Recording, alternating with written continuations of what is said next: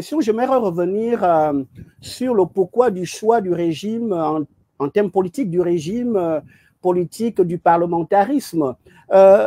Simplement parce que nous sommes partis du fait que pour rééquilibrer les pouvoirs en place dans le cadre du nouvel architecture, de la nouvelle ossature institutionnelle à mettre en place, nous sommes partis du fait que l'hyperprésidentialisme, à cause de ce qu'on appelle dans la nouvelle économie institutionnelle la malédiction des ressources naturelles, avait fait que le président de la République, pour justement s'arroger tous les pouvoirs et contrôler toutes les institutions, avait au fond instrumentalisé la rente pétrolière pour corrompre à tout va, pour corrompre les personnes morales. À la tête se trouvaient des personnes physiques qui étaient non seulement inféodées au parti, mais qui étaient surtout, évidemment, contrôlées par l'argent de la corruption, afin, par exemple, de toujours donner le verdict du vote en faveur, effectivement, des bongos, afin, par exemple, d'aller réprimer les populations gabonaises pour les institutions de sécurité, afin, par exemple, voilà, il y a plein d'exemples comme ça, et donc il fallait mettre fin à cette à ce qu'on appelle le présidentialisme, c'est-à-dire l'hyper-présidentialisation au sens de la trop grande concentration des pouvoirs entre les mains du président de la République. L'autre facteur qui a contribué au choix de ce régime, c'est que ce régime parlementaire est quand même pas mal proche, culturellement parlant, de nos traditions. Moi, je suis fan du Gabon, de Bitam. Chez moi, à Bitam, dans mon village, on s'y met sang.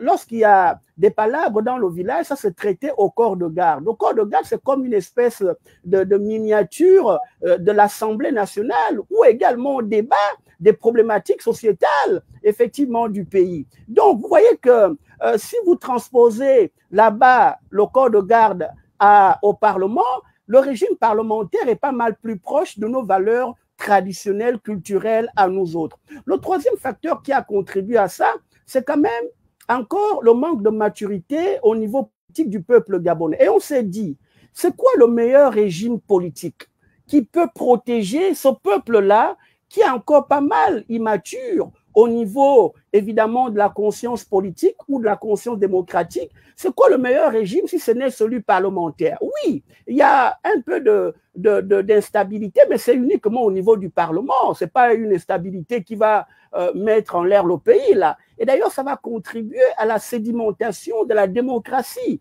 Parce que cette instabilité, le fait, par exemple, qu'un Premier ministre puisse être démis aussi facilement que ça par son propre parti ou par une coalition de partis au niveau du Parlement, tout ça contribue à la sédimentation, effectivement, de la démocratie. Et lorsque le peuple sera pas mal mature plus tard, dans 200 ans, parce que ça prend du temps pour qu'un peuple atteigne un degré, effectivement, de maturité, de conscience politique, de conscience démocratique, comme aux États-Unis, peut-être qu'on pourrait revenir plus tard, dans 200 ans, à un régime présidentiel tout en encadrant, évidemment, dans ce qu'on appelle la bonne gouvernance, l'exercice du pouvoir par le renforcement des autres institutions de la République, qui seront totalement distinctes du pouvoir exécutif. Bien, pour revenir à la question posée, le Conseil des sages, là, les sages, comme le rapport le dit, ils seront élus au suffrage universel parce que nous, on veut faire une espèce d'équité en même temps au niveau politique, c'est-à-dire que dans le Conseil des sages, il y aura un sage par province. Donc, il y aura une représentativité de toutes les provinces. Chaque sage sera élu au suffrage universel par le collège électoral de la province. Et c'est donc de ce Conseil des sages qu'il y aura une compétition qui sera ouverte pour le poste de président de la République, que l'un des 9 sages sera élu par les autres. Vous voyez? Et ça va plus loin, ça ne se limite pas qu'au Conseil des sages, parce qu'il y a aussi les députés, il y a aussi les présidents des assemblées départementales, communales, et tout ce monde-là, c'est quand même un collège qui est pas mal grand, là. Il n'y a pas que les 9 sages, là.